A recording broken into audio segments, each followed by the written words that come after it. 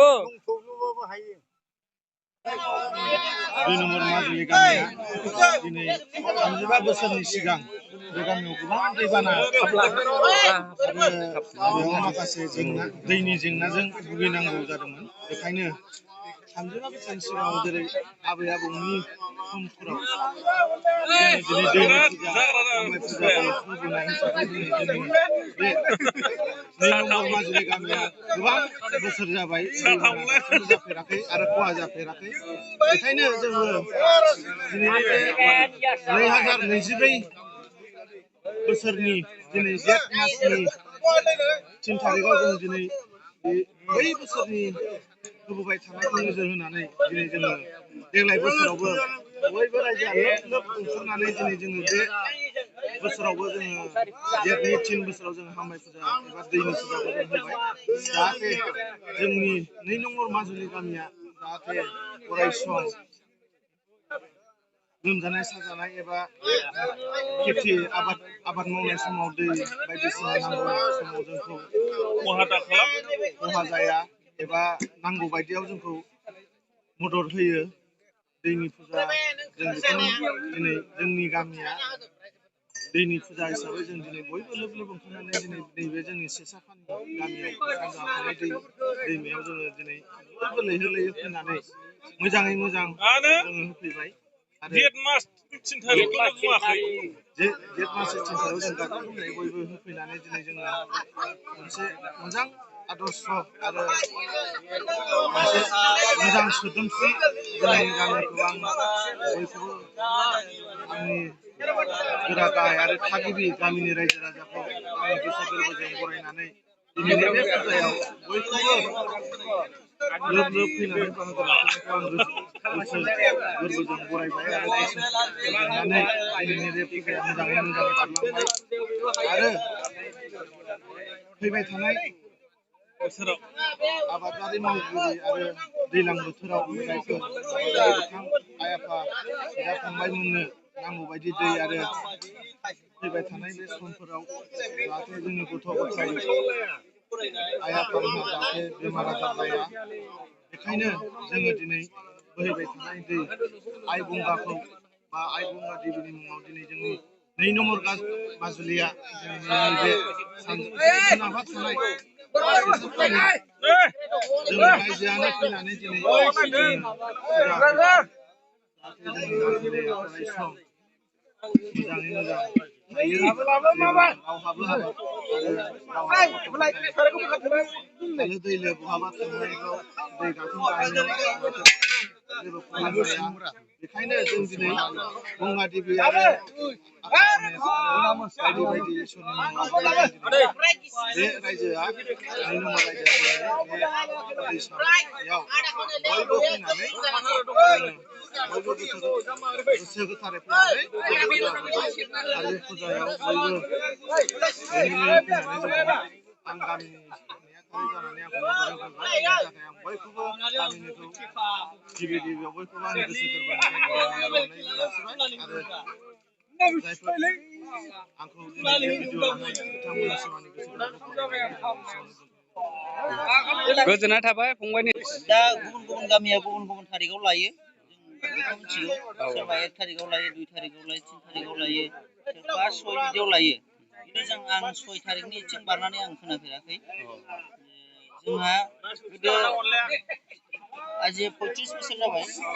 35 बोसोर जाबाय जोङो बे 3 थारिखखौनो लाबोबाय थादों दा बेवहाय जोङो बिमा बिफानि बा गाहाय गुरुनि जोङो बोसोनखौ मानिनानै दिनैबो जों बे 3 थारिखखौनो जों मानिनानै बेवहाय जोङो जोंनि गामिनि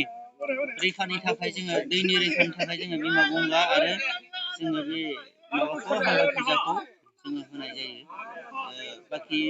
बुंनांगौ एसे गोलावबाबो आं बुंला बे आं जिखिनि मिथियो बेखौ बुंनानै आंनि बुंनांगौ गोदोनि आइ आफामोननि रिथिनिथि जिथु रिथिनिथि माने गोदोनिफ्राय सोलिबोबाय थानाय जिथु नेमखान्थि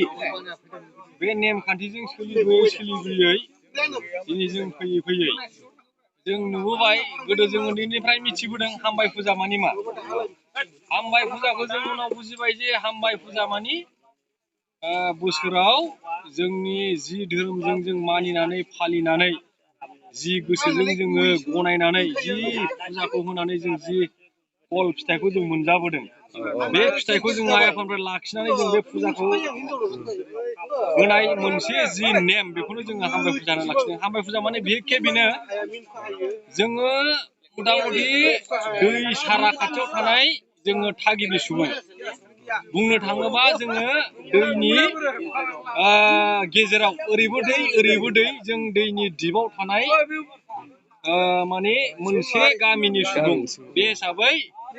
जों गैयै बै समनिफ्रायनो जेब्ला जोंनि आइ आफामोनहा बे दै जायगायाव जेब्ला जोनोम जाफैजेनदोंमोन बे जोनोम जाफैजेननायाव आइ आफामोनहा जोंखौ फोरोंलांबाय बुंलांबाय दै गेजेराव थाबाबो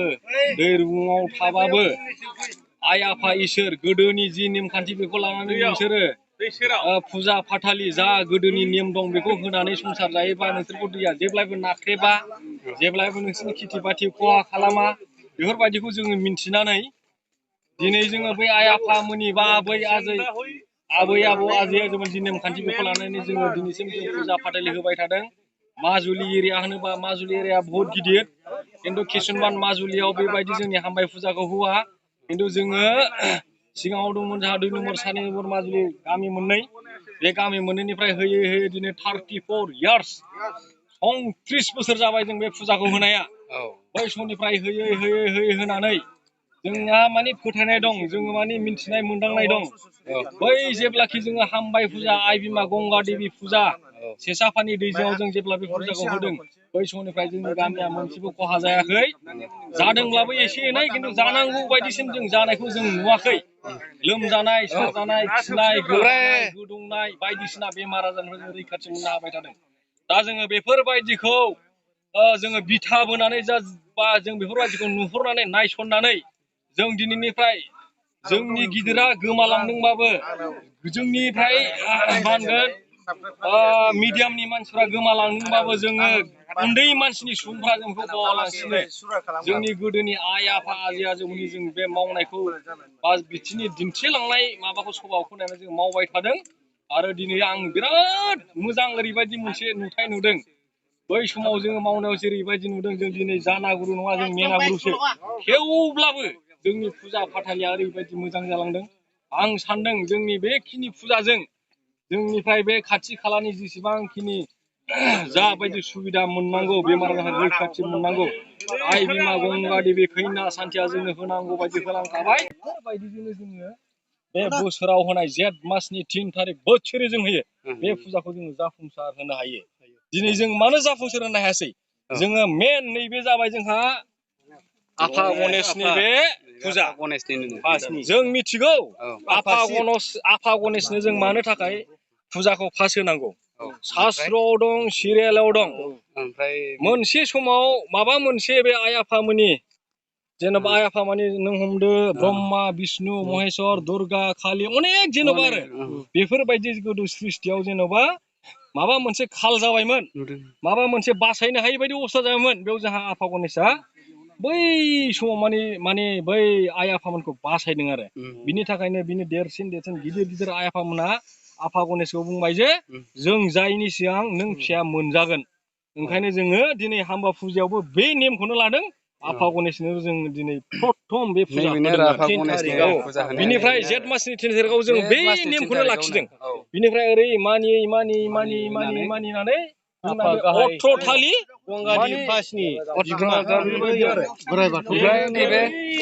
मानिजोब्बाय बे आफा गणेश जाबाय जे बे साफा सानै जेन'बा फिसा फिसौ मोदायफोर थाया होमबा बिसोर गासैबो बुजायनाय खालदब बायदिसिना नैबाव जोङो नैबाव फारौ जराया जोंहा नैबाव एकदम आरो सिख्रेबैनि सिगां जेबो दाङैनि सिगां जोंहा बायलं जि जों जानागुरु होनो बे मन्त्र बुंनायनि उनावनो माने थैलांजोब्बाय ओइ आं बुंगोन दे 3 नम्बराव दै 1 2 3 थल'जोब दामरेना थल'जोब जायनो सिखारजि गोरो बेनो गैला आरो दामरे आलादा पेटला गैला सामब्रामाबो गैला Wah, Zoela Marsat siapa mas? Kumudi Marsat.